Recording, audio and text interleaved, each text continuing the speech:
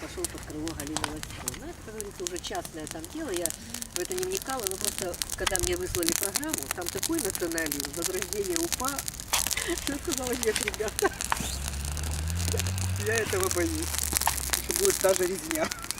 Ну, все равно его собирать надо, но лучше, конечно, как-то да, в мирных формах это все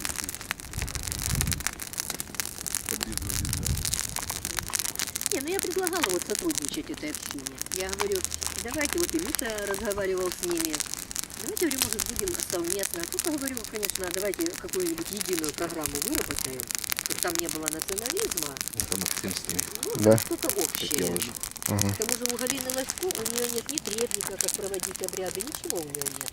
Они просто вот это собираются, как говорится, там, каждый свое мнение там высказал, как хотели каждый А там. откуда же веды сами знания откуда?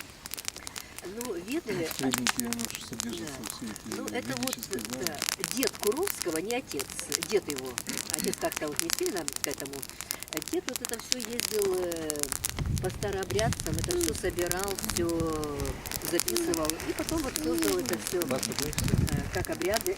Не знаю, посмотрю, какая вода. И выдержу или нет. Но погода такая вроде сегодня солнце, да, как... Я когда купаюсь, солнце всегда выходит. Ага. Интересно, ребята купаются, выходят, мерзнут, я пошла, выхожу с воды. Всегда солнышко, да, ребят? Было дело, да, Так, когда... ребята, давайте заканчиваем. Ну, и как все-таки отличается, да? Там одни в помещениях, да, а тут все-таки на воздухе. В смысле, что имеете в виду? А, вы кришны там? что Помещение. помещаете? Нет, нет, я имею в виду А, христиане. христиане, да, что Миша, вот. у нас тоже, ну, если кто хочет, допустим, когда не погоды, там все можно где-то снимать, арендовать помещение. Мы пробовали.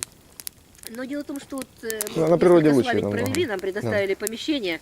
На меня лично это стены давят.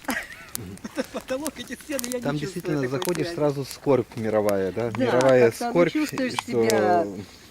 Хотя, говорю, практиковали, пробовали как-то. Но для меня это лично... Я в любую погоду, здесь снег, дождь. Когда-то, помню, мы с сыном только пришли, больше никто не пришел. По колено снег, мы еле забрались, ничего не видно, ногами топтались, пока нашли этот костер. Но разожгли все-таки костер, да. А, сын был и друг его, вспомнила, тоже мальчишка. Потому что со взрослых никто не пришел. Дело в том, что всегда на воскресенье, сука... Может, это камеру уже все, это уже на этом, ну, если что. Так,